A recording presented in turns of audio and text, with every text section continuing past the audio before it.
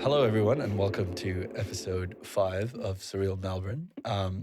My next guest is one of my favorite people in the world. I could say that. Every time I see you, Hera, I'm always excited. I can sense the playfulness and the cheerfulness coming from you, and you're just such a fun and interesting individual that I like. I love talking to you because I know you've got some interesting shit to say. 99.9% of the time. I don't know about that point one. I do. do. So it's welcome aboard, Surreal Mm, Melbourne. Thank you. Thanks for having me. There's to begin, for our viewers who don't know you and don't know sort of why you're here. Obviously, you're here because you're a visual artist, or let's just say a creator. But visually, that is the medium of which you express yourself. Mm. How would you define yourself in your own words to begin with? Yeah, definitely just a vaguely general creator. I'm always looking into different mediums and different ways of expressing this kind of internal world that I have. And I see dance or painting or costume, these different modalities as being able to really dive into different aspects of that world and like realize the vision more in depth. Mm. Yeah. So yeah, creator is what I call myself. Yeah, Yeah. and you've had. Would you say that painting is the sort of first love? That's where it began for you? Yeah. Yeah. Painting definitely because it was just kind of the easiest thing to keep myself entertained as a kid, and was always being encouraged from really young. And growing up where we didn't have heaps of, I didn't have a lot of a social life or like external entertainment like TV and stuff like that. So yeah, drawing was just a easy way to keep me entertained, and then kept me sane through my teenage years. Kept Mm. me gave me like a sense of purpose, Yeah. and yeah, just kept doing it. And is that because you said that there wasn't sort of much you could do because was that because you obviously you're from New Zealand? Yeah, end of story. End of story. Aotearoa. Kia ora. Kia ora. Is it because you lived in a remote place? Like, where are you from in New Zealand? I'm from a really small town, and yeah, it's like I think 30 people live there permanently. Wow. And yeah, and the my mum's actual property is like right in the middle of the forest, kind of even out on the outskirts of that town. So yeah, that's pretty isolated, and it's all self-contained, so we didn't have to go like finding food, Like shopping or something, yeah, grocery shopping. finding food and things. Yeah. No, we hunted our own food. And Essentially, yeah, often. really? Yeah, Yeah. it's on the coast, so we ate a lot of seafood and Okay, yeah. Like a lot of not grew like food. deer, venison, or anything like that. No. No. Okay. What is the town? Tanopai. Tanopai. Yeah. North or South In Islands? the north. North Island, like very very north, or It's like middle north. It's 2 hours north of Auckland. yeah. Yeah. And so you grew up in this. Did you have any brothers or sisters at least to that, or you just? No. So I've got 6 sisters and a brother, but they're all way older than me and had left home by the time that I was born. So I grew up as an only child, but have like all these really amazing kind of motherly figures in my life. All my sisters are incredible people and very influential to me and inspiring. But yeah, I didn't have that kind of sibling relationship. Yeah, because Yeah. you've been the youngest. Yeah. Yeah. So you, for a long time, would have just that was your outlet. Then you used art to.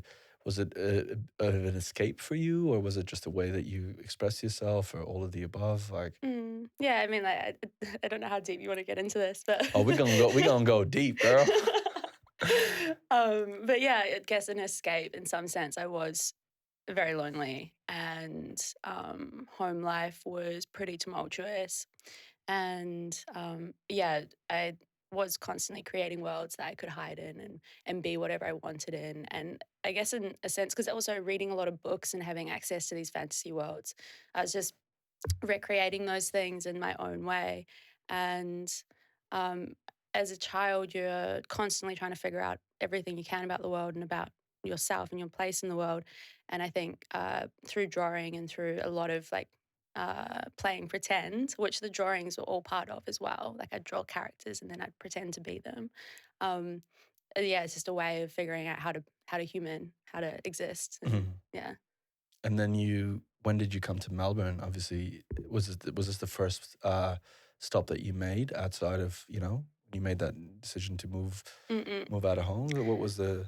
So I left home when I was in my teens and still in school to get away from my mother and be closer to school. But essentially, I needed like freedom and was feeling really, really like just very isolated and very restrained and very depressed. And so yeah, I lived out of home for a little bit while still doing school, and then I moved to Auckland to do uni when I finished. And university didn't go so well, but I had a very interesting adventure there. Yeah. What were you Yeah, studying? fine art. Fine art. Yeah, Okay. yeah, and I did that for a year and got really distracted by like living. So Because you hadn't had a chance at it, you've never yeah, had that experience. So yeah. maybe it wasn't the right time for you at that point. Would you go back and do something like fine arts now that you have such a sort of rich tapestry of? Probably not fine arts. I think I'd find it really grueling to go through the basics that they give you to try and like figure out your style and like what you're doing and stuff.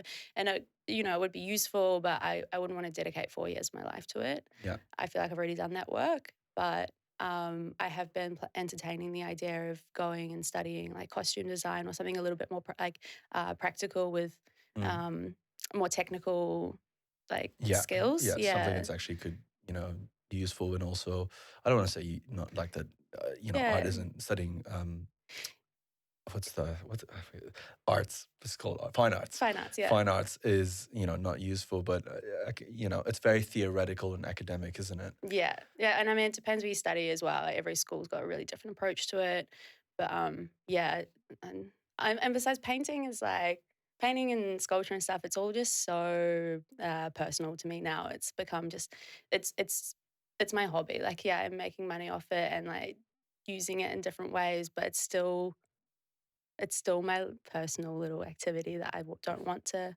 have shaped by somebody else. Like, I know Mm. how I want to do it now. Whereas with something like costume design, there's definitely a right and a wrong way to Yeah, assemble clothes, that so that they work. And those are the kind of things I think I should probably yeah, study. Yeah, much like principles of like design, or, yeah, yeah, things that actually have a structure that I find interesting. yeah. Um, is that, like you obviously just talked about, finding your style and everything, and that's Mm. in your artwork, that's very, very visually apparent that you have a Thank you. specific style. How would you describe that style for someone who hasn't, seen your Mm. artwork? We will, post it in the in this podcast so people Mm. can actually, see what you make. Uh, Yeah. but how would you describe it? It's funny hearing people say that I have such a defined style because I feel like it's constantly changing. And I feel like if you were to look at a collection of work that I do over a year, it would look like it's done by heaps of different people. Okay, okay, yeah, yeah. But it's probably not the I truth don't from mean the I don't mean outside. to insult or like No, it's not insinuate. insulting. I just find it interesting because obviously, like, I'm seeing very like I don't know how to say it, but I'm seeing like all the very tiny details of difference. Subtle nuances Yeah, of changes, it's and quite big, whereas other people will probably see the overall of everything mm. and be like, "Oh, yeah, that's Hera's work." But yeah, I think my style is surreal and psychedelic illustration, usually depicting these kind of anamorphic alien beings that seem very extraterrestrial, but are comprised of things that you would find on planet Earth. They're all just little bits and pieces from under the sea and from the plant world, and all melded together to create these humanoid beings that are usually engaged in very narrative driven scenarios. And yeah, it's quite delicate, but also quite creepy. Yeah, yeah. I Is that correct? Did I get that right? Yeah, yeah. I mean, it's exciting to, hear it from your own, word in your Mm, own words, and it's one of those things that I like, uh, you know, as an artist in any form of medium. there's always someone you don't compare yourself to, but when other people look at like a certain type of art, for them to be able, for me anyways, for me to be able to relate to it, I have to be like, who does this person's art remind me of? Mm-hmm. And when I look at yours, it always brings me back to Geiger, Mm. HR Geiger, Mm-hmm. um, and I'm a big fan of his work. I Mm. don't know, you obviously know HR Yeah, I Geiger? love his work. Yeah. Yeah.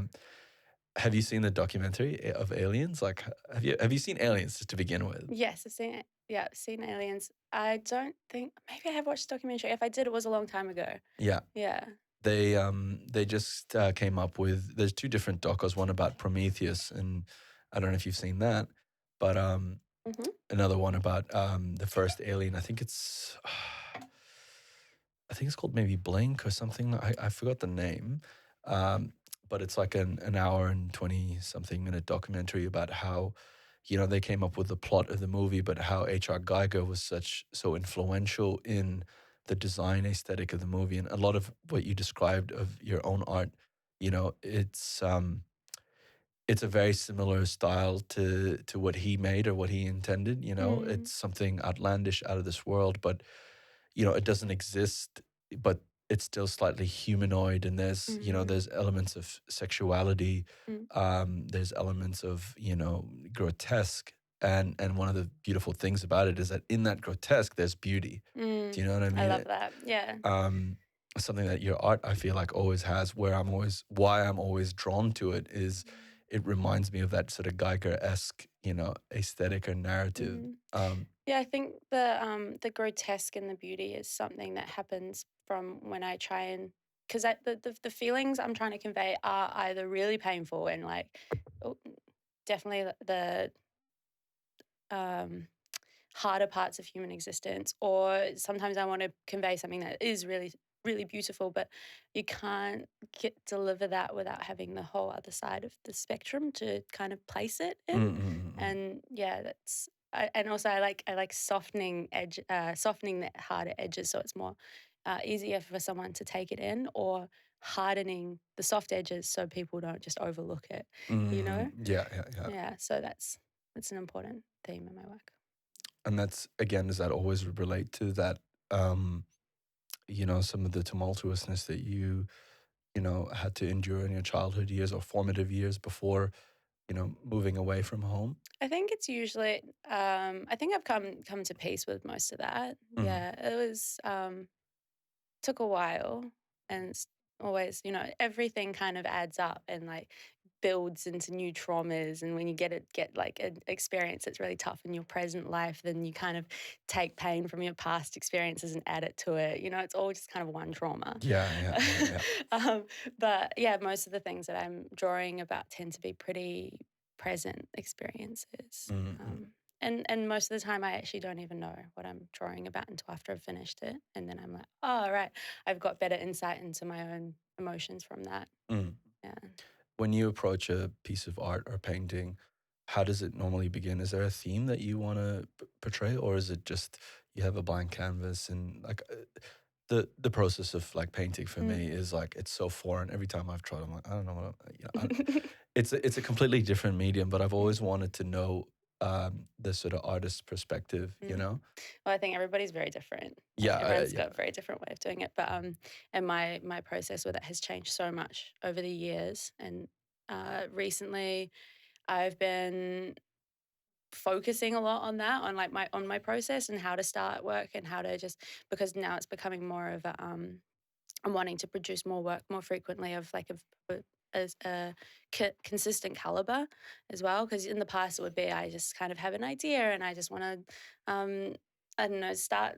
It doesn't matter where it goes, there's no pressure. Now I feel like I put more pressure on myself to create something good each time. So I'll have, it's so hard to explain, I have like a a vision essentially. It's something I can see it in my head, a vague kind of form that is connected to a feeling, and I will have a feeling and I will start like cycling through images in my head to try and find things that match that feeling, and so I'll start building a picture in my head, and then once I've got something that seems accurate and it then it starts to take a life of its own.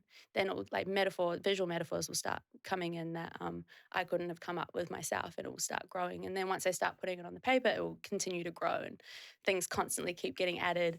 And it's just this constant process of like, yes, no, like just things pop up in my head, and I have to make a decision whether it fits or it doesn't. And sometimes have to figure out if it does fit, how. Yeah. What about when it doesn't fit? Because it feels like when you're painting, like it's on a canvas, and like again, I don't know painting techniques. So what happens when it's like, oh shit, Mm. I don't like this, fuck, because that's Mm-hmm. something that we all creative people go through, and I feel like, is it very nihilistic with painting, or is it like, Oh yeah, I I got a hate canvas? everything I make. For the first like 80% of the process, I'm just sitting there going, "This is the worst thing I've ever done. I don't know why I've spent so much time on this. It's awful." And yeah, it's kind of funny. It's probably really annoying for people that I whinge about it too. But it's definitely a thing where I'm like, I can't believe I'm putting so much energy into this piece of shit. Like why? But and then when it's finished, I'm like, oh wow, yeah, no, that was worth it. I do like this. Yeah. Hopefully, most of the time. But yeah, if something isn't fitting, like usually I kind of just sit there and stare at it for hours and imagine what I'm imagining in it, and like see if it fits.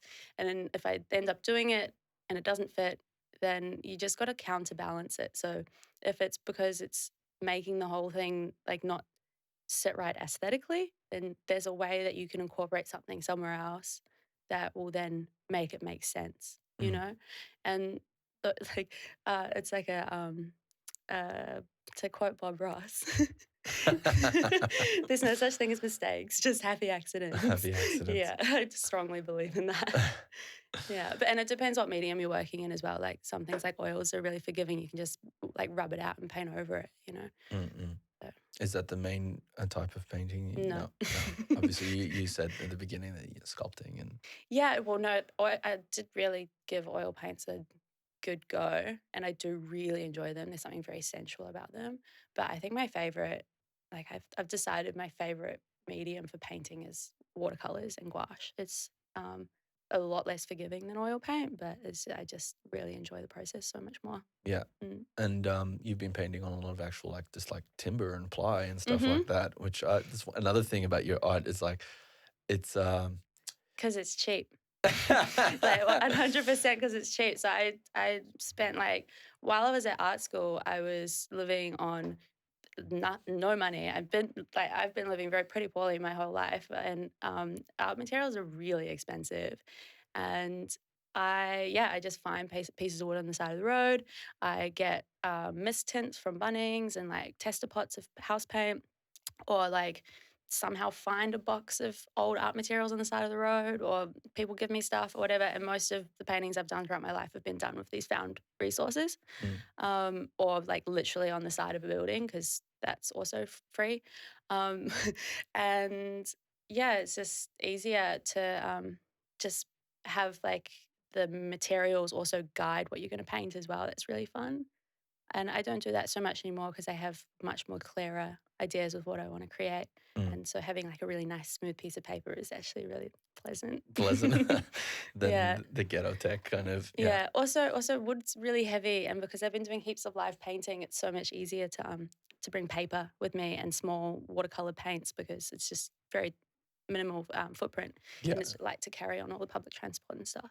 Yeah. Yeah. Absolutely. Mm. Um, It's it is though like those like limitations of having to use all these materials and stuff like that. They give you such a good understanding of, what works and what doesn't, and Mm. in a sense like being able to refine your process. Mm. Um, so what I wanted to sort of, yeah, kind of even go deep into is Mm.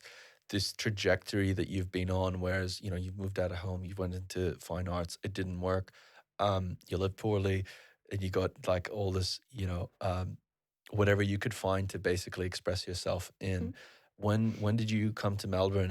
And obviously we've met each other through partying and Mhm. festival life, and I want to sort of see how I know that that's had such obviously an impact on your life, and Mm. you've met so many people, and going back to this living, you're starting Mm. to live and experience and have all these rich Mm. rich I don't know, rich experiences to go off Yeah. on. How did where did Melbourne come into the picture for you? So a friend that I trust and love a lot went to Melbourne and had a great time and was like, came back and said that he'd think I'd really enjoy it. And I was at a very confused point of life where I had no idea what I was doing, and I was just kind of living very hedonistically and not really going anywhere, not really creating much. And so I was like, all right, I'm just gonna go to Melbourne. So I like had a little party, got everyone to come and take all my belongings away. And so I had no choice. I was like, I've got nothing now, I've got to go. And I came over here like $300 in my bank account and lived in lived in a backpackers for a couple of months and What year was this? 2015. Okay, that's not long ago. Not long ago, Yeah, yeah. yeah. Yeah, oh, a lot has changed. A lot has Yeah, changed. a For lot. starters, you have like platinum white hair now. When I met you, Yeah. you were a brunette. Yep. Oh, I was blonde when I came. I was Is natural blonde when I came to uh, Melbourne, if that's okay. important. No, it's not. It's just like I'm just like so much of even your look and has changed over time. Like Constantly, yeah. I've literally seen you sort of go through, this Mm, transformation. And like when I see you now, I feel like it's like you found the person that that you want to mm, be, or the person like like mm, before we started the podcast, we were talking about dysmorphia and all that, mm, and like what you think you should look like that. But I feel mm, like this is like you're in your power mm. basically, and Thank you. and it's stylish. Yeah. It's all temporary. Like, I feel like what I have It learnt, will change, yeah. yeah, it's constantly changing. And it's just, that's what I've learned is that you can just keep reinventing yourself, and you probably should. It's like same thing as I'm just still playing pretend. I'm just like putting on a different character and trying it out and Mm-mm-mm. seeing where it takes me. And it's just yeah, fitting a whole bunch of lives into one. Yeah, Yeah. yeah, So yeah, I found the power to do that through this community and through all the experiences I've had in this community. It's like it was just a beautiful chain of serendipities that got me to this point once I landed in Melbourne. Just everything lined up for me in such beautiful ways. It's hard not to believe in some kind of divine intervention. yeah, Yeah. yeah, yeah. Well, I think the for a lot of for a lot of people, especially like with our guests, like here's the funny thing, right? Bo, who was here before, she moved from Adelaide with $300 as well. Good. And the moment she made that like decision, things, it's like you're taking a step towards yourself. Hmm. You're getting outside of your comfort zone, but you're also, you know, you're saying, hey, I'm going into this uncharted territory, but I welcome any and all experiences. And Hmm. I feel like the moment when we constantly have that type of mentality, it's when we grow the most. Hmm. And Absolutely. both as artists and as people in general. Mm. And some people don't. They don't take that step, and so they stay in that place. And traveling does that. I feel like traveling for me, Yeah. it has. Yeah. Yeah. You open up. Sorry, Mm, just a bit closer. yeah. That's it. Perfect. Yeah. Yeah. You open up the doorway for like, yeah, spontaneous occurrences to happen because you don't have any habits, you don't have any like, yeah, you have no structure. Yeah. So and you get to make really conscious decisions about what you want and what feels right, rather than just doing stuff because it's how you do it or that's Mm. what's happening. Yeah. Yeah, then I have definitely got back into ruts like that since being here, and then managed to like find a way, like brought fresh air in again. And Mm. yeah, usually involves doing something to my hair. It's always a thing with people, isn't it? Some Yeah. people shave their entire head. Mhm. Um, uh, Yeah, I'm not going to do that again. It was good, but it was also really hard. what was hard about it? Was it It's just just cold? it was cold. It did it in the middle of winter. Yeah, it Yeah. was super. But yeah, it was just a lot. Like there's just so much in your hair. There's a lot of identity in there. And it was just too naked. Mm. Yeah, Yeah. it was a good experience. Yeah. Mm.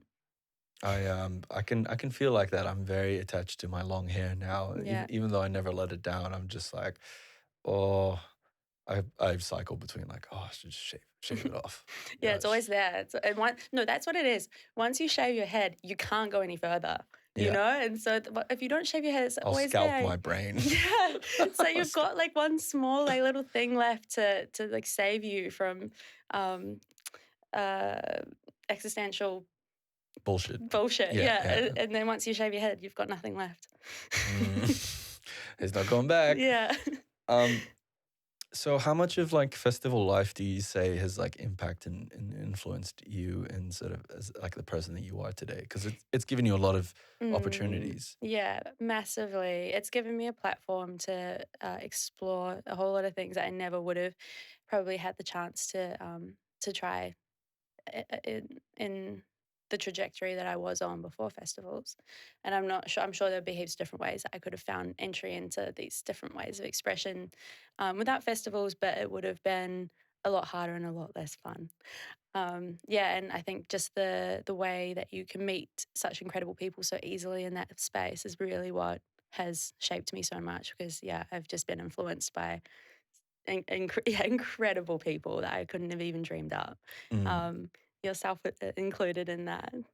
Yeah, it's just blows my mind all the time the plethora of talent that we're surrounded by. yeah. Yeah, yeah. How do you find one of the things that has come out of it is like live performance painting and stuff Mm. like that. How much of that is um, do you enjoy yourself? Is it like something that's just become this is another source of income for me? Or obviously you do enjoy painting Oh yeah, and it's definitely like not a big source of income. It's not big enough source of income for me to just do it because of money. yeah, yeah, Yeah, yeah, yeah, yeah. I can like sustain myself off it.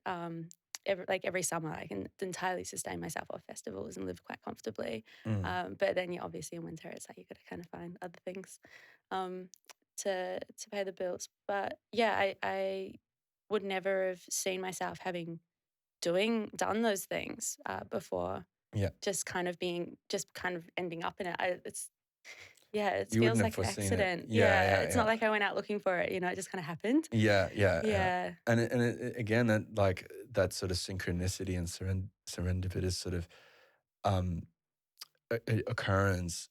It's like one of the things that you go and you see at festivals is people really sort of either dressed up or dressed down, Mhm. or costumed up. Mm. Um, and that's again one of the things that I've like when I first met you when you were living in the White House was Mhm. like the bones, the costumes, all these Mhm. like little like artifacts found at Mhm. festivals, um, which you've sort of used to create costumes for performances and stuff Mhm. like that.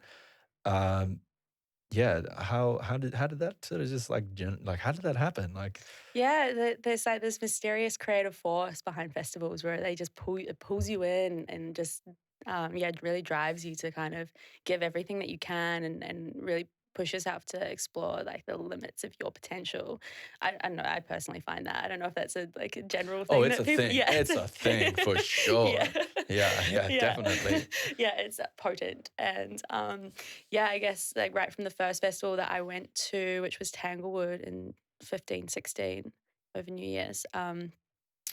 I felt it then. I had no idea what I was getting myself into, but I was compelled to find like an outfit that um, helped me be exactly what I needed to be in that space. And I have a whole story about Tanglewood. Please go into it. Yeah, because that was where I became Hera. That's where I got this name. Mhm. Um, For and the record, it isn't her real name. it's not my real I'm not name. going to ask unless you're willing to divulge. Some things are better off a mystery. I mean, That's if it. you ever pay me money or I ever have to pay you money, you'll probably find out what my real name is. So yeah, if you need an invoice, basically Exactly, written. yeah. Um, But yeah, it was a big transformational festival experience, and I like had this the same outfit on the whole time for 3 days, and it became so ingrained in this psyche that I was building, and it was all part of this whole thing. And I learned how to dance for the first time. I spent the first day watching all my friends just having the best time on the dance floor, and I was just like, how is everybody I know so good at dancing? How? What is with that? What is with Melbourne? Like, do they teach it in school? It's crazy.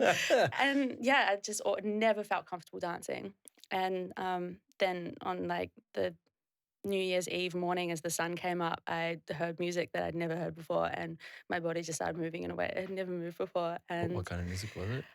it was like some kind of hot. So it was like drum and bass for a little bit, but then the speakers cut out, and a dude pulled up in his van and ran out wearing a towel or just nothing else, just a towel, and he had a laptop and his hair was everywhere and he was real frazzled looking. He was just like, I've got the solution. He like runs up with his laptop and like plugs it in, and then it was like this real liquidy, bassy kind of delicious, goodness. And yeah, I just like that figured out how to dance, and I've been enjoying dancing ever since. It was that easy. I mean, and now I do it on stage. that's what I mean. I'm like, that's incredible that you, like, you know, that's a, not an extreme. I don't know if it's an extreme, but from 0 to It was 100. pretty extreme. Yeah. Yeah, there was a lot of crying afterwards. Yeah. Were you, because you were judging yourself, or No, you were because I was just like just so happy. Oh, okay. Yeah. So it wasn't. Oh, that's great. Actually, no, there was a lot of crying all weekend. I spent like 12 hours in the chai tent thinking that I was a conduit for the source of you, like a conduit for all love ever to have existed. Does that make sense? Yeah. So I was sitting there in the chai tent and I was just having this like torrent of love flowing through me, and people coming and coming up to get chai, because there's only one tap in the whole festival as well. So I was seated right in front of it, and everyone was coming up to get water throughout the night, and I was just like this guardian of water and love, and I was just showering everyone in it and crying the whole time, and it was great. There are 2 taps. Yeah, maybe I don't know, but yeah, very thankful for that festival and what it gave me. Yeah, and the people I met there, because I met pretty much everyone I know that I hold close to me now. I met at Tanglewood. At Tanglewood. Yeah. It's Tanglewood's one of those festivals where it's small but large. Yeah. You know what I mean? It's a potent concentration of quality. I think there's because all the the good people, not that people that go to the bigger commercial ones aren't good or anything like that, but just the most genuine, the most authentic, the people that really, they're there for the music, and they're there for the sort of cultural experience and of all of it. Like, they've bought into that culture. They're all contributors. Yeah. Yeah, they're not just passive consumers. They're all like, they've got a thing. Exactly. And and when you're surrounded by people like that, it's like there's going to be some change in you. Something's going to be stirred. Especially when like I feel like I have a lot to give, and I'd never been in an environment that facilitated that before. And and is willing to receive unconditionally. Yeah, that's it. Yeah. It's hard, like it's hard to not that you would want to, it's hard to veer away from that when it's trying to find my words here. Yeah, it's hard to shy away from that, because it's after it's a very similar thing for me. For for long periods of my life, I feel like I was not necessarily the underdog, or just someone who wasn't really appreciated in becoming a DJ. And then it wasn't like straight away it happened for me. There was like 5 years where I was in Melbourne, where I was trying well, more like 4 years, where nothing was really happening. And then it started happening. And it was because of the festival scene. I was in a very mainstream thing and I couldn't get in. And now I'm like, suddenly I went into this thing, which seemed like a universe within a universe. And people were just, it was so much more, it felt more decentralized. And getting opportunities was more decentralized. And people were open to it. Yeah, which I feel is just how it should be. Yeah. Yeah, it just makes sense. And I constantly just feel like opportunities just arrive in front of me, and I have so much fortune for that. That's such a privileged position to be in, is to have those kinds of things just coming up to you, and I don't really have to even know what I want. Mm. Like, I don't even really have to know what I want. I just have to know when I am presented with it, whether or not I want it, you know? Yeah, yeah, And yeah. that's incredible. That's, yeah, very special.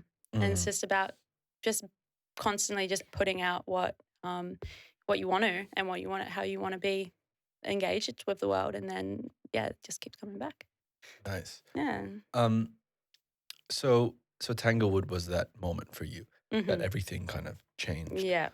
Yeah, And it's nice to be able to pinpoint it. It's nice to have a very specific date to be like, that's when everything changed. yeah, yeah. Oh, Yeah. yeah. There's like a few of them in life, like we Definitely. Yeah, all yeah. have. Yeah. But Um, that was a big one. yeah. Yeah. And has there been sort of other moments? Because now you've been since then you've been on this trajectory, and Mm, again for someone who like the dancing, like from going from no dancing to suddenly dancing on stage, same as your artwork, and I mean all of it's like part of who you are. mm, That as well has gone from hey nobody knows who I am mm, to I am now, performing at main stage festival mm, performances. I mean, we were in a ceremony together, mm, Dragon Dreaming. mm, That was cool, by the way. You did the costumes for that, and you mm. had your own sort of choreographed. You was it you and Ophelia? Affiliate, yeah. Yeah. Yeah. So we did like the Earth segment. Each Mm. element had like a different crew doing their different thing, and yeah, that was a really beautiful opportunity, which was a really confirming moment as well. And we only realized this kind of afterwards. I think that 3 years prior to that, um, me and Ophelia and um, had been like wanting to start like a dance thing. We've been like, yeah, A well, troupe or whatever. Yeah. let's dance at festivals, like, and had started choreographing some things. It didn't really like amount to much because we both had other things on, but we had set one of our intentions to be to do the opening ceremony for Dragon Dreaming as Mm. like as a fantasy, and it Yeah. seemed so impossible and so like outrageous. And then we got asked to do it 3 years later, just like per chance that a friend was organizing it and wanted us to be part of it. So Michael Scarlett, I'm guessing. Yeah. yeah, Yeah. yeah, and then after we did it, we was like, oh wow, that was actually a dream of ours once upon a time, and Yeah. then it just happened Do you so remember that naturally. intention? Was it? Yeah. Yeah, so that was really beautiful. Yeah. Yeah. Um, I mean, it's only impossible until the moment that you go, hey, I'm going to do this. You know what I mean? Once you made Mhm. that decision, then you've stepped into oh, I've just made this like bold statement and Mhm. I have to live up to it. Can I live up to it? Um, what was the process of actually creating that ceremony like for you? Because like, were Mm. you, who was in charge to begin with, like with the sort of the sequence, and was it all Michael, or was it like obviously it would have been a collaborative process, but It was very minimal collaboration with Mickey. He gave us the concept. So he's like, this is what I'm going to be doing, going to have the elements. I'm going to be making a track for each one. And then we went, me and Ophelia went to his house and just hung out and talked about like, we decided that we wanted to do Earth. We told him that was the element we wanted. mm, And because I've worked with Ophelia a bunch and like love working with her, we work very well together and she's a very talented performer. Um, we kind of have like our vibe and we're trying to convey that to mm, Mickey as he was playing around with the music, and like we started essentially co-creating a song together yeah, and got the skeleton of it down. And then yeah, he went away and refined that and made a track that was kind of influenced by our sound, like our style, yeah, and then sent it back to us and we started choreographing for it. Yeah. yeah. And So there were other like in the other elements. Was there any communication as well? nah. Because they all seemed like they had their own style. They were their own dance troupe, and Yes, I think the ones that did air were from like another state. I think, mm. yeah, and yeah, there's people from different states as well, so it was a good balance. And somehow that like entire balance and like the different components of this like performance all came together so fluidly, right? Mm. Like, I mean, I'd only rocked up like I was given maybe a piece of paper that just been told, hey, you want to do this? Do you want to read this for us, right? Classic. And, yeah, I'm like, yeah, I can read anything you want, and this and obviously like that the paper itself sort of talks about the sequence, so that it's our cues, for Mm, each other. But mm. I was just like, I had no idea what to expect. There was a cauldron. There Oh, was I like, love that. So it's like classic festival, just like everyone involved is kind of like just winging it to some extent, and then just somehow magic happens. yeah, and it's amazing because there were so many people like, on like sitting down and watching this, and it's Mm. like any one of us right now could fuck this up. Yeah, and you hold so much like potential power in that moment because you are doing a very important thing. We need that ritual of opening the space Mm, and setting the intention for what is going to be probably quite an intense and transformational weekend. And yeah, it's a massive honor, and you really don't want to fuck it up. But yeah, I don't think anybody did. yeah. No, it probably is to date for me. Like, I mean, just for people know, I had this like gangster ass hoodie. It wasn't really gangster ass hoodie. It was more like a wizard like hoodie. Mhm. Oh, Oh, the robe. the robe, Yeah, yeah, yeah, that you yeah. made. Yeah, that's So right. you made a bit of costume for that, and all I knew is I'm like, Hera made a costume. You're wearing it. I'm like, fuck yes, Hera.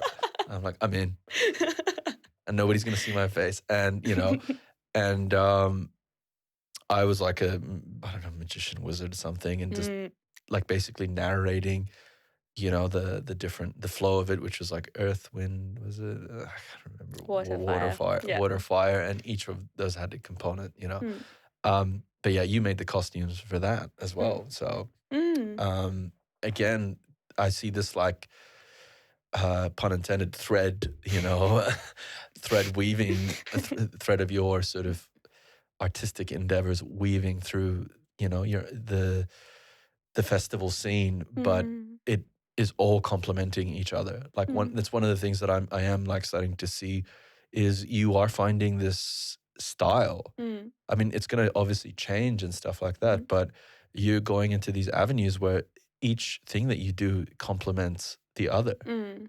You know what I mean? Like you, Yeah, it's all the same world. Yeah. yeah. Yeah, and it is just like the costumes are just my way of like bringing the entities that I draw into the 3D, Mm, and the way that I dance is how I imagine those entities to move, and it's like all part of the same package. yeah, yeah. Yeah. Is the the costuming and the sculpturing sort of side of things, is that you want to go down a path where you want to physically like 3D model out of, I don't know, whatever medium it is, like sculpt these entities Hmm. into reality, into being essentially. Is Yeah. that like a thing that you're sort of like working towards? Because like how do you That's a very literal way of doing it. It's mm. like, yeah, that would be cool.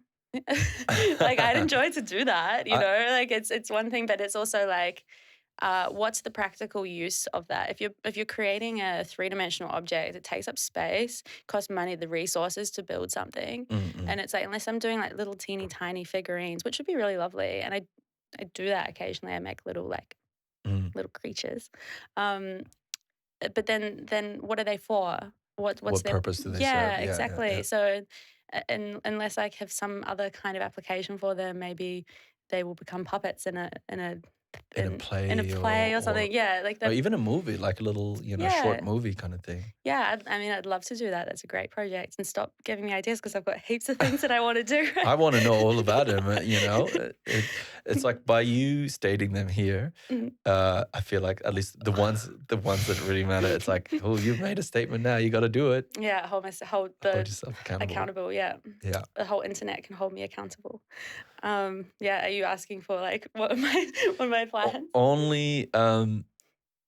Only what you're comfortable. Right now, you've been working with Tetrick, and you guys have sold out Hmm. the clothing line, basically, that you guys have done a collaboration. Yeah, we keep selling out because we get to a point where it's like because there's only two of us really, sometimes a third person making the clothes.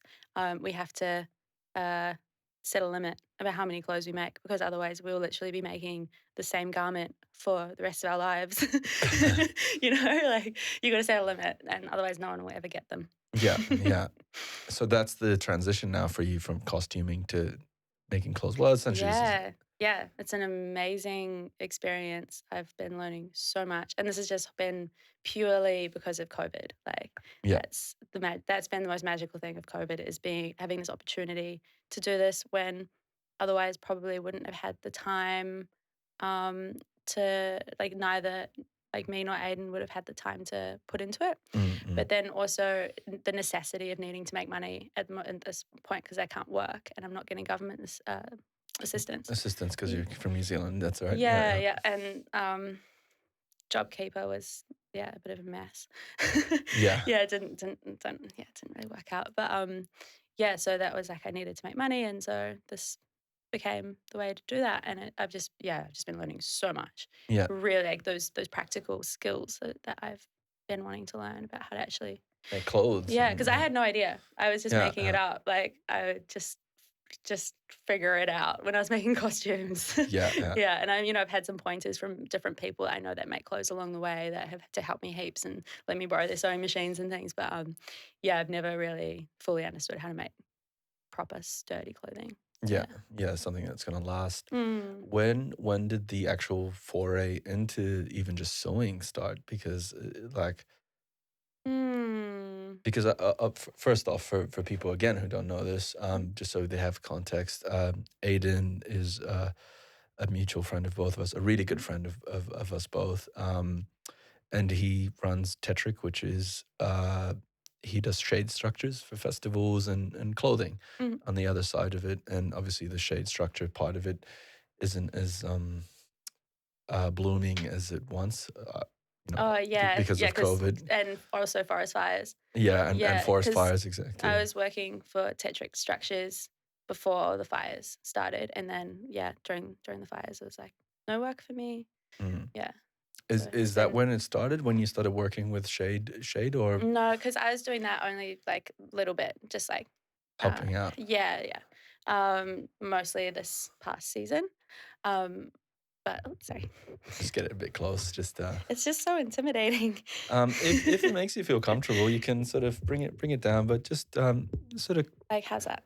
yeah, close enough so that you're constantly in that trajectory of the mic and because your voice level drops off a little bit sometimes. Yeah, cool. Okay, Um, yeah, is is- that good? yeah, it's perfect. Awesome. It's perfect. Yeah, no, I started sewing ages ago because I think first time, hmm, yeah, first time I properly made like a costume was before my second festival, which was Rainbow. Mm. And I was like, oh, I get it now. I get festivals. I want to be characters. Like, I want to be all these things. And everyone wears these amazing costumes. And I got very excited. And so I stayed up all night, the night before Rainbow, making all these weird things Yeah, to yeah. wear, which most of them I didn't wear.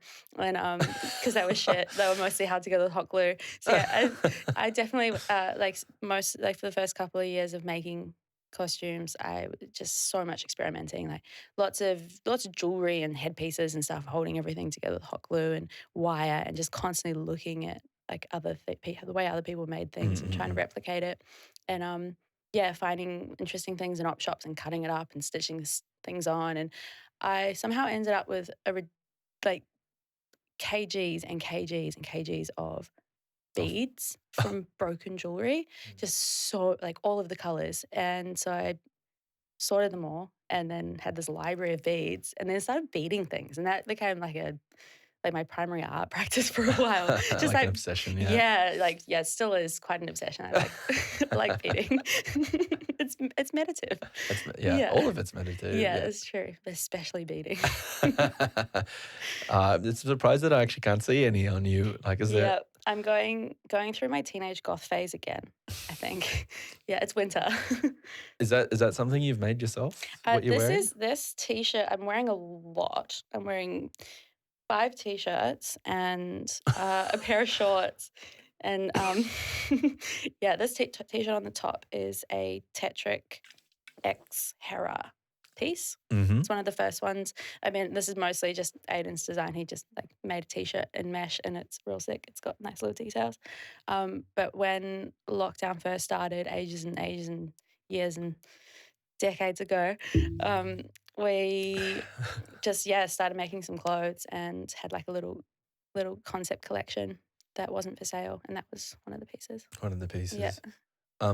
I love that when you were talking about rummaging through all that stuff to get like the jewelry and the beadings, and there's this common theme that you are working with very limited knowledge and limited resources, but you're still creating, you're still moving forward, and that's innovation. I think that's what gives me my style, Mm, because I don't have any kind of formal training in anything that I do. And so it's just like that, yeah, you just figure it out and do what it feels good and what's fun. And that creates something unique. yeah, And yeah. yeah.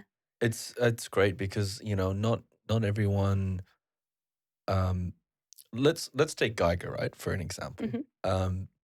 Do you know much about what he did like before he did like the alien thing? He's an industrial designer, Wow. No, I didn't know that. yeah, and he was an That industrial. that makes me love him even more. Yeah. Yeah.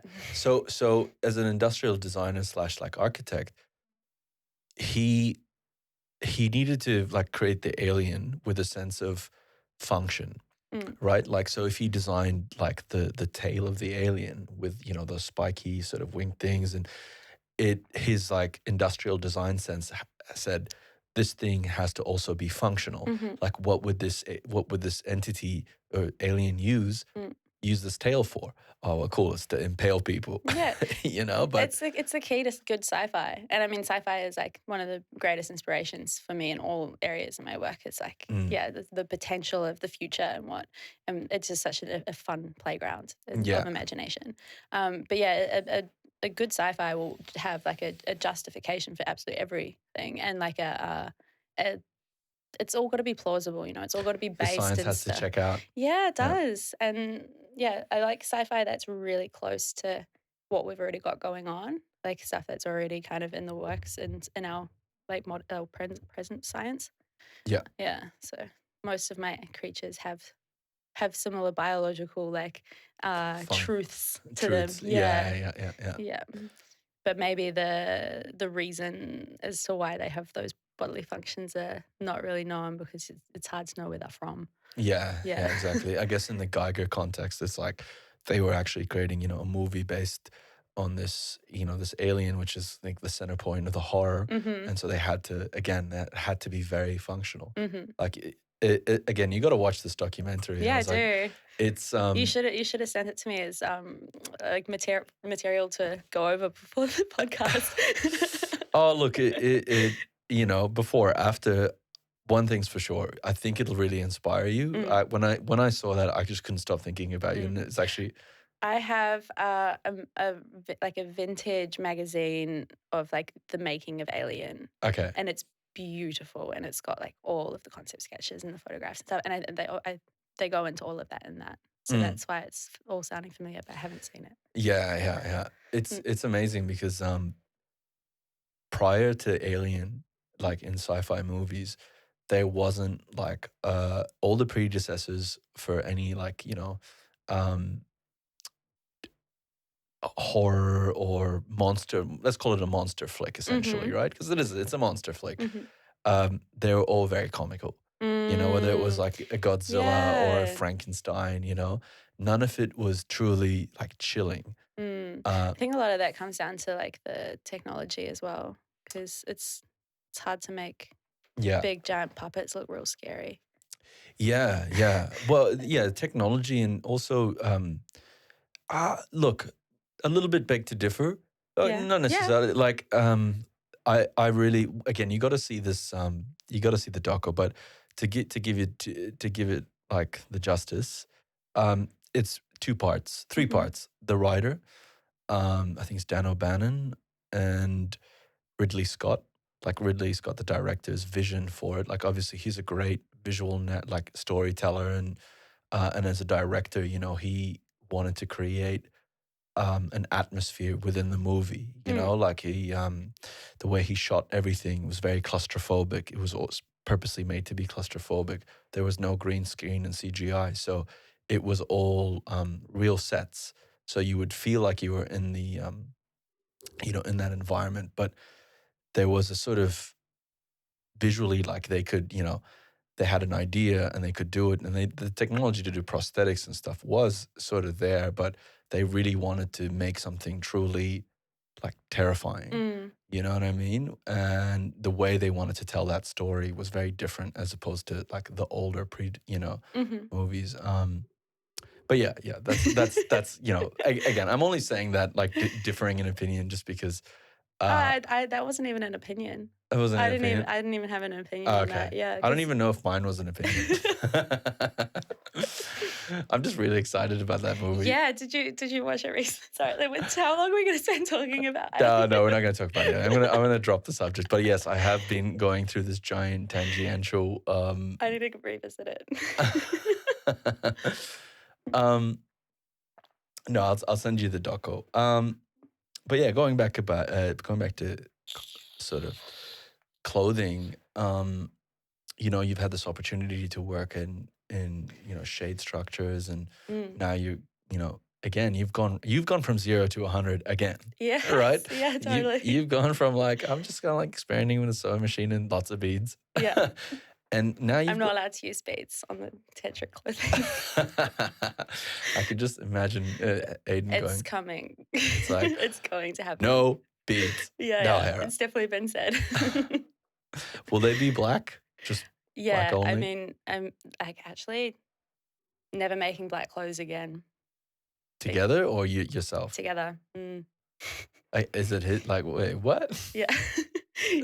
Yeah, I think that all of the clothes that we're going to make after this are going to be white for a long period of time. Okay. Yeah, so they'll probably be white beads. hidden inside seams and stuff. I think they would look cool because it's like their external functions, their external things out of the clothes that make them, you don't see that in normal clothes. Yeah, exactly. Yeah, I'm going to find a way to incorporate the beads. Sorry, well, you had a question. No, I didn't. Now I'm like, I need to have a visual representation of, some of the, because I've never seen anything that you've made with beads. I've seen things with bones, like obviously the cloaks and. Well, I will find some photos of things I made with beads, and we can put them. We'll put them right here. We'll put them on board. Yeah. We both like sci-fi and dystopian sort of narratives and stories and stuff like that. What are some of your favorite? What are your inspirations in, like, whether it be books, graphic novels, or movies? So obviously lots of visual artists, and like sci-fi specifically, Mobius, who was working on a film with Geiger and may have worked on films with Geiger as like a storyboard artist together, but they were working on the June that never happened. Oh, is that the Jodorowsky's June? Yeah. Yeah. Have you seen the documentary for that? Yeah. Amazing, right? Yeah, very inspirational. And yeah, his use of color and his very surreal psychedelic themes, very inspirational. Even more so now for me. I feel like my style's kind of heading more in that trajectory than it ever has. And then in terms of like a lot of my sci-fi consumption has been through books. And my most recent favorite is Margaret Atwood's Oryx and Crake. Yeah, the Mad Adam trilogy. Yes, good. Good that you know it. I read it it was a mandatory read in high school. Oh, that's so good. And yeah. I like the first one. Yeah. I like the second and the third, but the first one was so new and outlandish and, 10th grade reading something like that. Totally. That's crazy. It blows your mind, you know? And there's just so much in it. She just talks about so many of our struggles, of our problems, of our issues as a species. She's an incredible writer, and she just makes it so delicious. Yeah, so, like, it's so bleak, easy. Isn't it? Yeah, but at the same time, like her language is so colorful, and the way that she creates worlds is so illustrative. Yeah.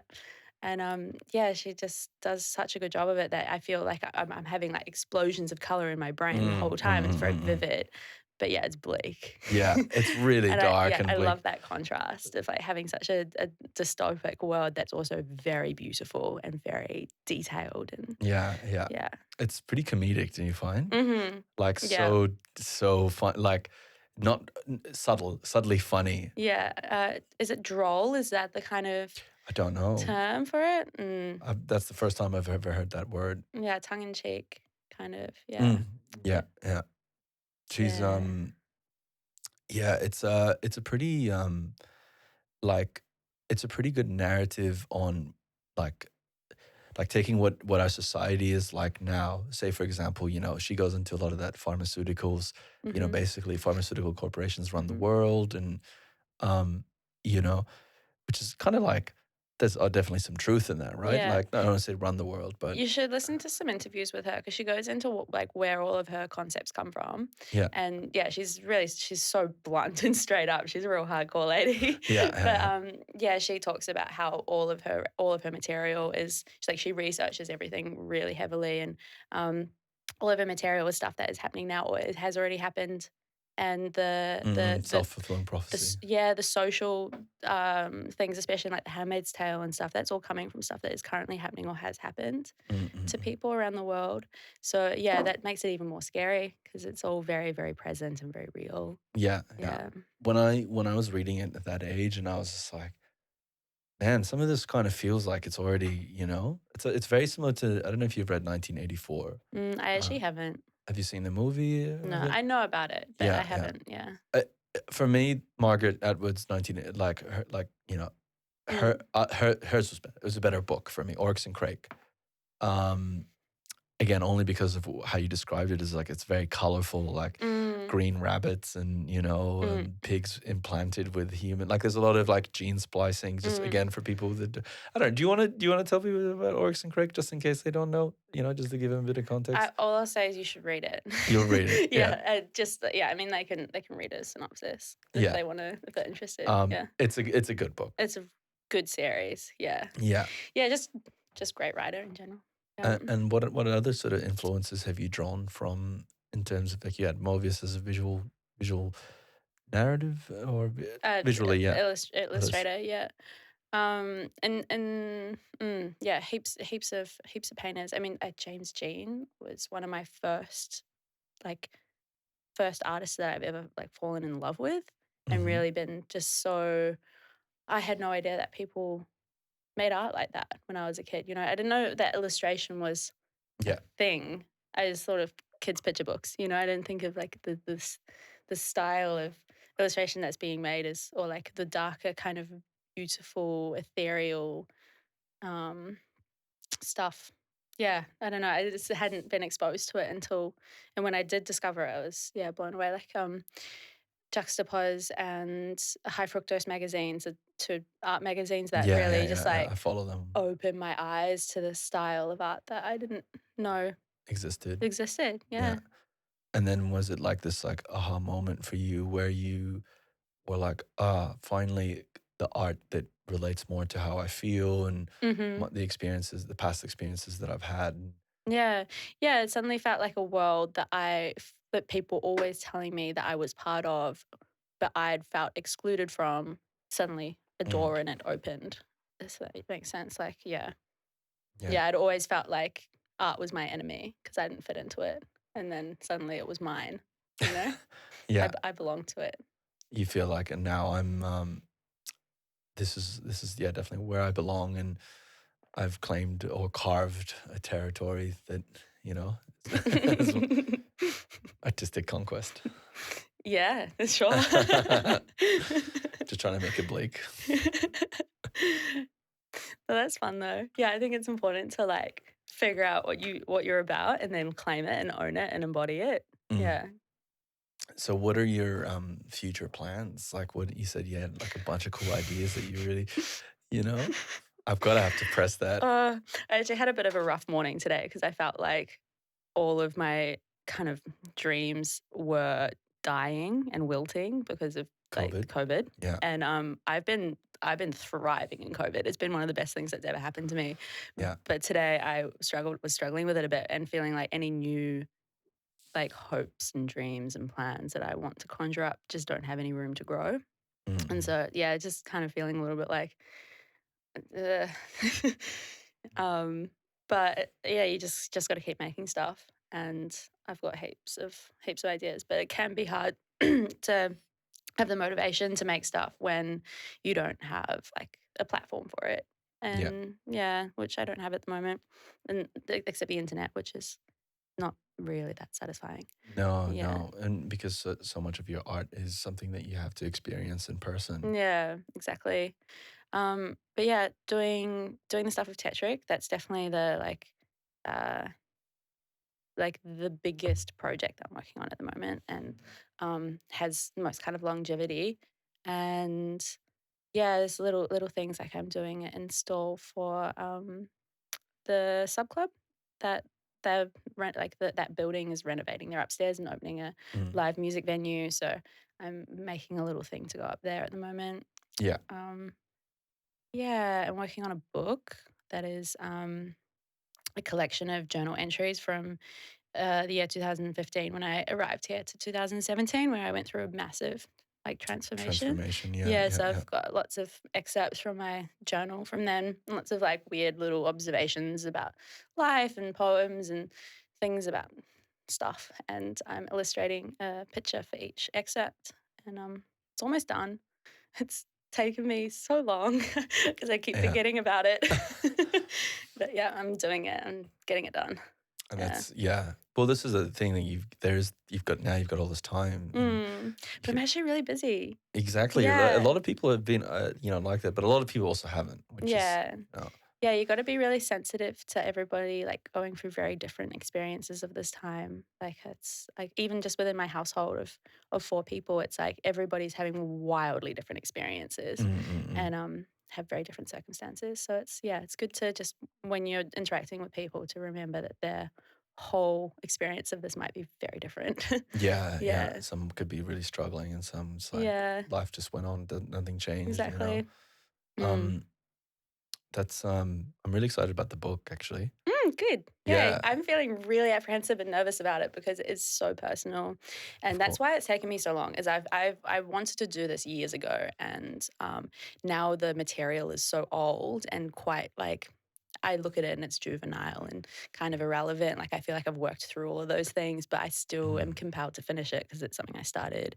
And hopefully people enjoy it and find some kind of use in it. But yeah, I just got to get it finished. Otherwise, it's just always going to be there. Yeah, yeah. Yeah.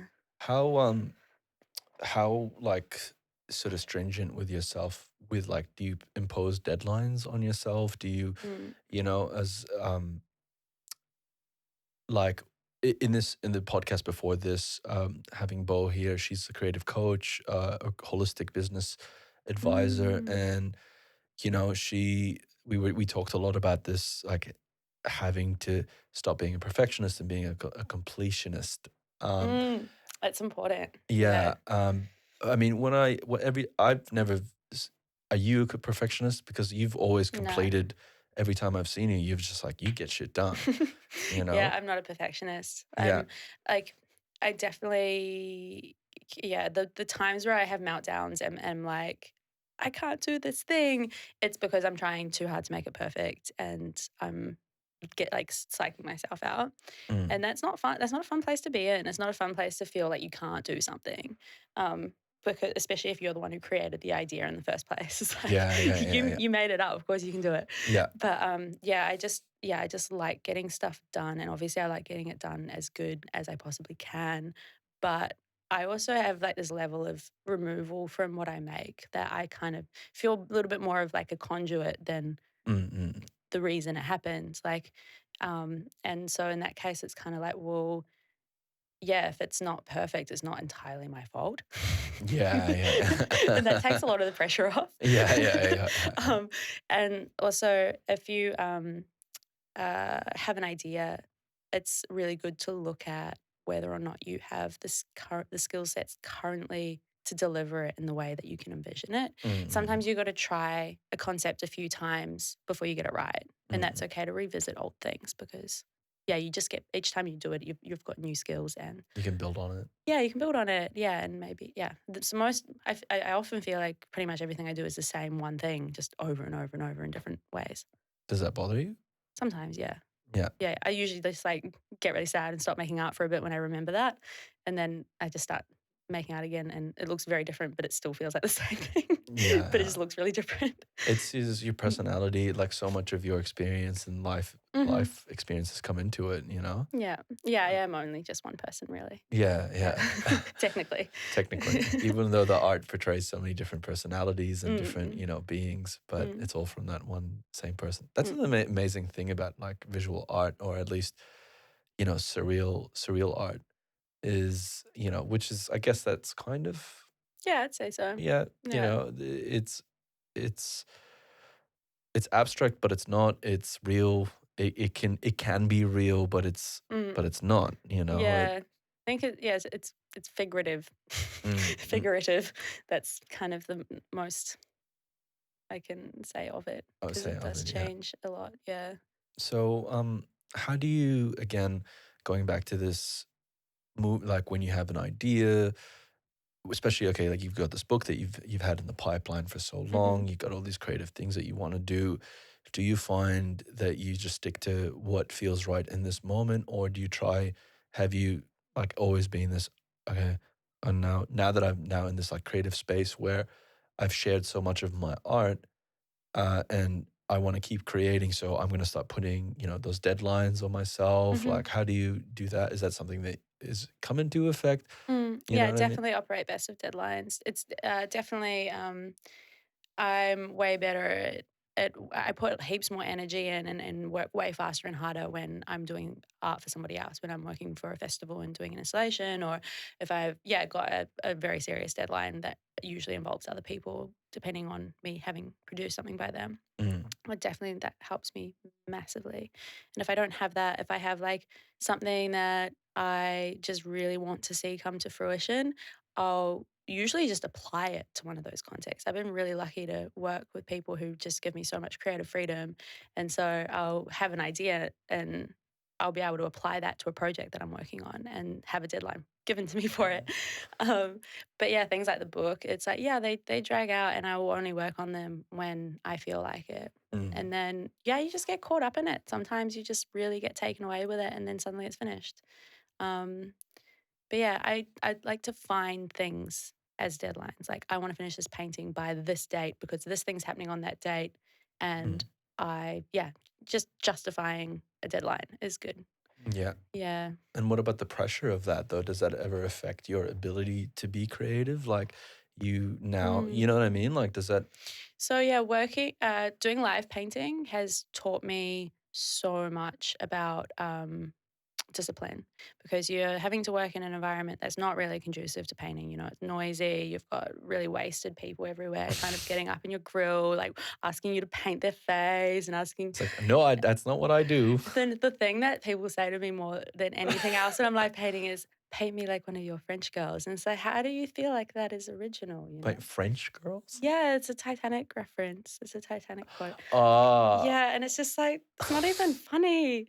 Anyway, so that's slap. happening. Yeah, that's happening constantly. And it's really, really loud music, really dark club environments. And you just got to paint and you just got to like paint really fast because you want the audience to see something like good in 4 hours and you want it to look good. So you've got to just really learn how to switch everything off and focus and just pull that creative energy out every single week as well. It's like every Monday I'm doing it. So yeah, just being able to tap into that and not be like, oh, I'm not in the right mood or I woke up on the wrong side of the bed is not going to get the painting finished. It's like Mhm. just going to get in the way. So you just got to figure out how That's to do it. that's a professional.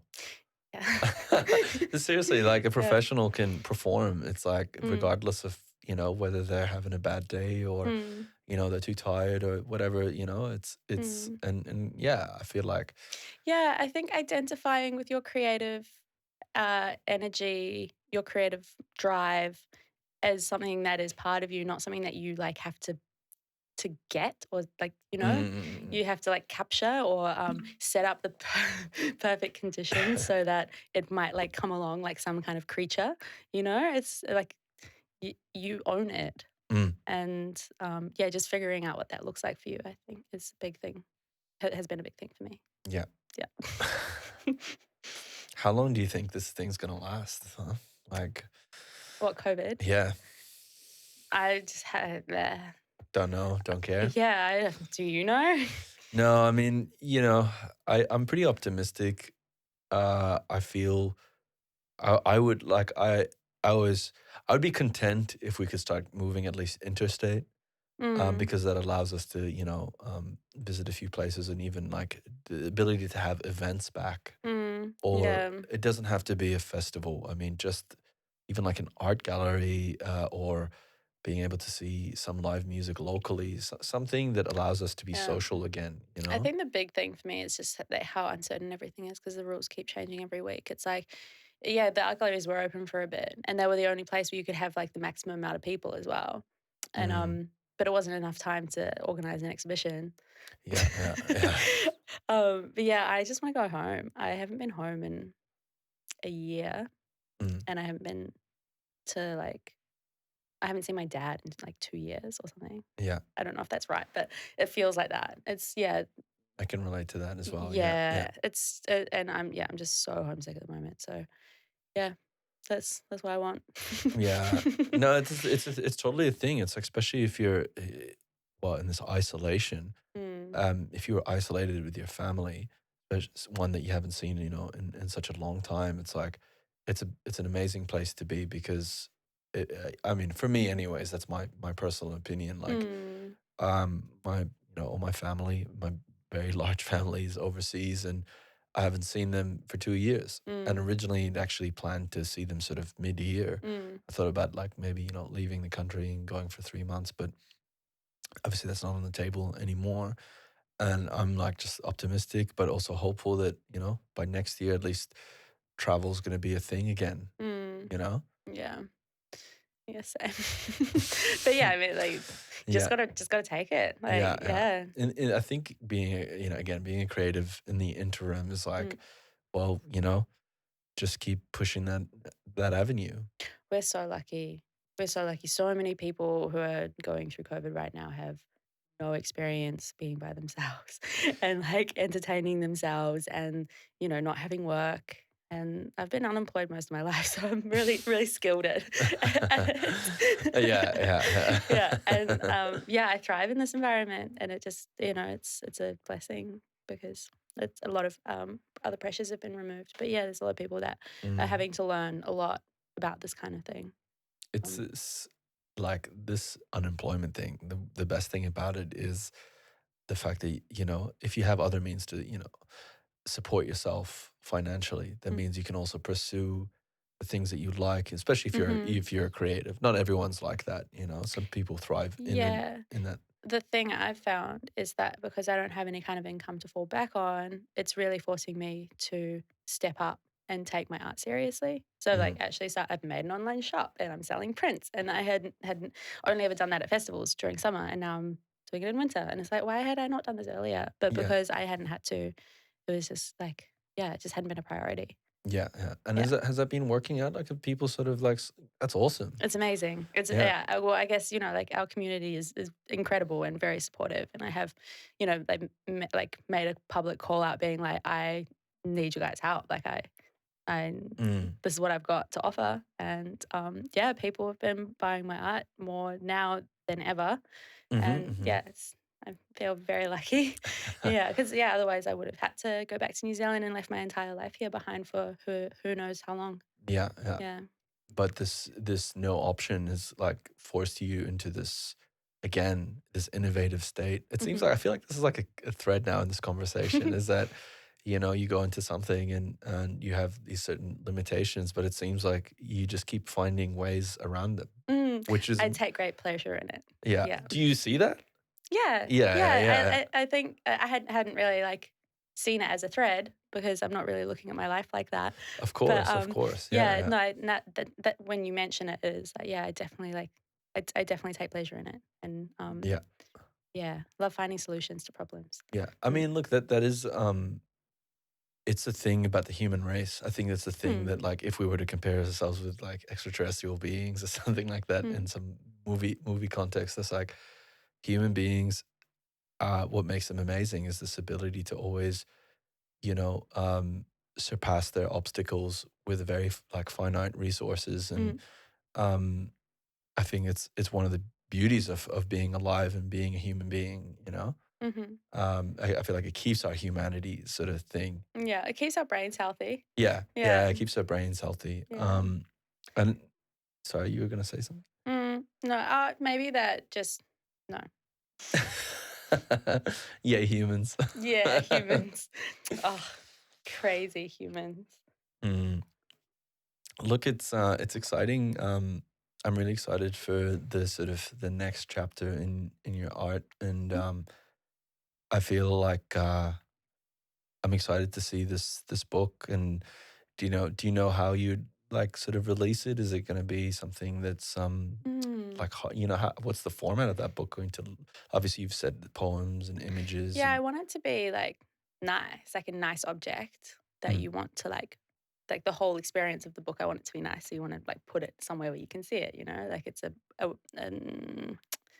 piece of visual art in itself. mm, mm, But yeah, I haven't really looked into publishing or anything like that, and I'm probably gonna have to talk to a few friends and see yeah, what the what the what go is. yeah what the go is, because I've never really looked into this kind of thing before. Yeah, Um, but yeah, it'll be a physical book. it'll be a physical That's all book. I can Yeah, tell you. yeah.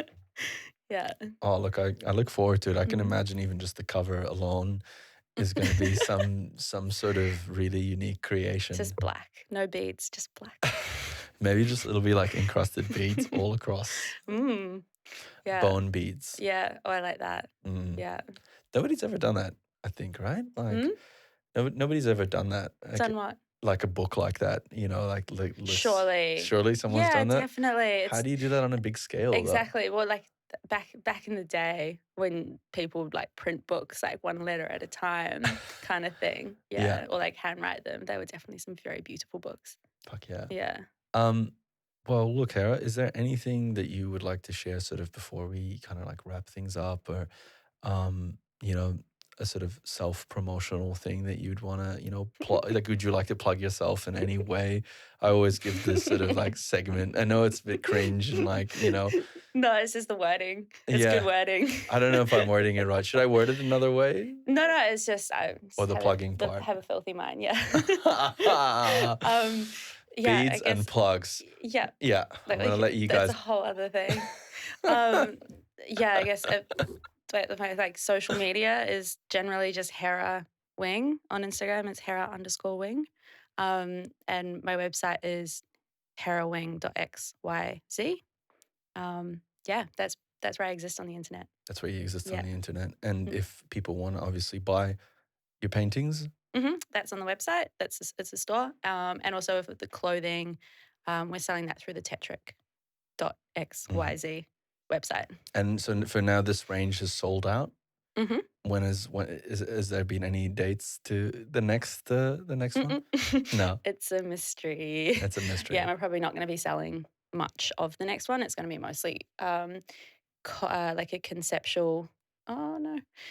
A conceptual collection that's following like kind of a narrative, and we're going to be making some video art with it. We're going to be creating kind of a whole like world and universe that these clothes are more of a costume for, like a yeah, we're creating characters with it, and working with sound designers and Ah, performance, and yeah, we're gonna build a whole thing with it. So maybe we'll digress a little bit before we end things, because actually mhm, I do remember now the last time I saw you at your house with Josh, mhm. you said something about that you wanted to make really interactive clothing. Was it or something like that? Oh yeah, I did that.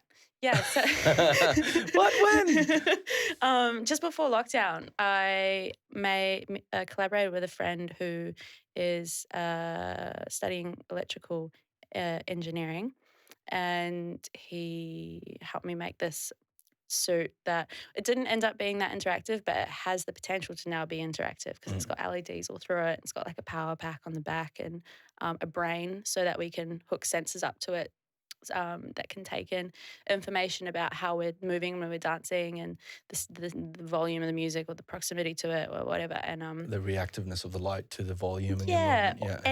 anything you can buy at Jeiger, all the sensors, like just cover the thing in sensors. But yeah, they ended up.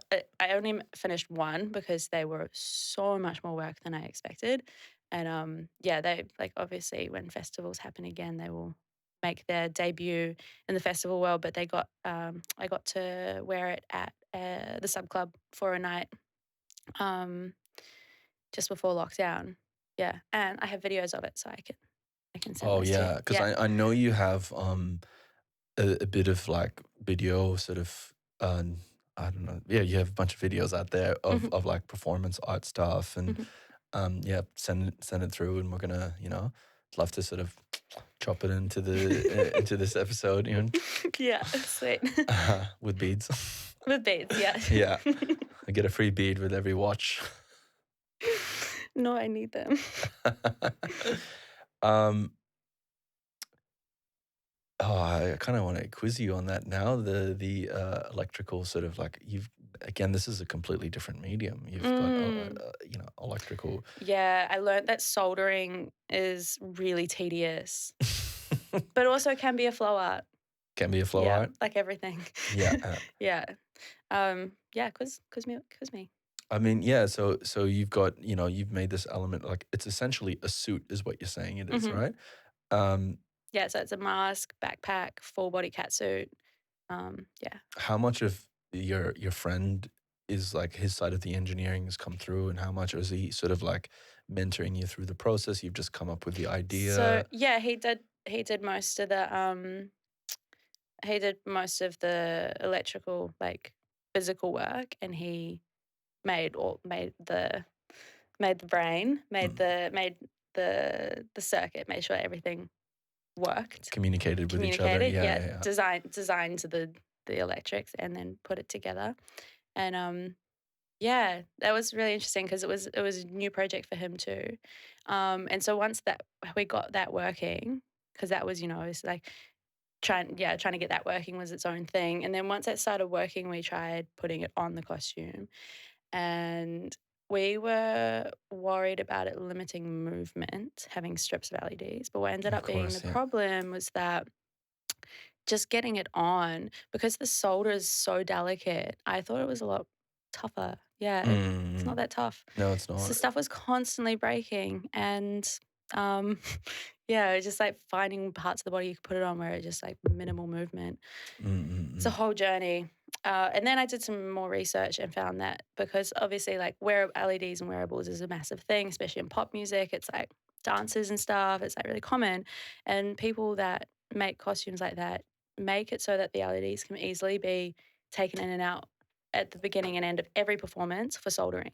So Yeah. you have someone with a soldering iron just like constantly fixing Mm-mm-mm. the connections throughout the performance. So That's a thing. So it is a thing. it's a thing, yeah. You'd think they'd have developed like some sort of encasing for it to stay intact, but Yeah, you just can't get past the fact, like, unless you're hardwiring everything into the suit with, like, I don't know, like, fiber. I don't know if I don't know much about yeah, electricals, because at but the end of the day, you still got to solder bits, yeah, you know? because they're really just like strands of metal, aren't they? That are sort of weaved together. Is that it? Like the connection points, or is Yeah, it so it's just a tiny, tiny bit of copper pressed up against a tiny, tiny flat little bit of copper that's then got solder on it. When solder is like a, I don't know, compound or some sort of something. some sort of compound? I Yeah. am not the right person to be talking to about this. Yeah, Yeah, I yeah, designed it and then wore it and sewed it. and it worked. It worked for a bit. Yeah, yeah. It worked for a bit. Now it doesn't work. I got to fix it. Yeah, it's Mm, probably it sounds like it's going to be an ever, the yeah. long quest of doing it. And I've got to make a second one. So, yeah. What's the second one for? Well, Just because it was originally for me and Ophelia to wear. It was uh an Ophelia project, a Morpheum. Morpheum is the name of our dance, our yeah. dance duo thing. Yeah. Is like a if COVID the situation just alleviates and we can finally go back to some level of normality where we can Mm. have art galleries and stuff. Is there like a thing where all this like have you like have a collection of maybe some of the clothes now that you've sold, some of the beads, like a book, and even these costumes, like the LED costume on a display Hmm. after you're done with it would look so cool again Mm. in a, you know what I mean, in an I encasing. did that at my last. I totally missed that, didn't I? So yeah, it was a while ago. It was like 2 years ago, I think. Mm. Yeah. Yeah, my last solo exhibition, I had costumes, I had my video art, and then I had my paintings as well. And I was really hoping to be doing another one of those like around now before COVID happened. Because yeah, I've got two concepts for exhibitions lined up, and Yeah, yeah, can't wait to can't get wait. it done and out and have another show because it's been ages. So yeah, Hopefully, yeah, touch wood. yeah. Um, Look, thank you so much for gracing us with your presence, your grace. It's a pleasure to have you here and to have you with us, obviously, on the show. And I'm excited for people to give me feedback on, this episode. And Mhm. and for anyone who hasn't seen your art, again, it's Hera Wing, Hera Wing. Hera shop is herawing.xyz. Mm, And but like I'm most prolific on Instagram, which is Hera_wing. yeah. Yeah. Yeah. And yeah, to any of our listeners out here, please support the arts. And if you like what you see, Mm. buy the painting. um, Thank you so much. Thank you. It's been a great chat. All righty then. Mm. This is Surreal Melbourne, and we're episode 5. See you next time. Over and out.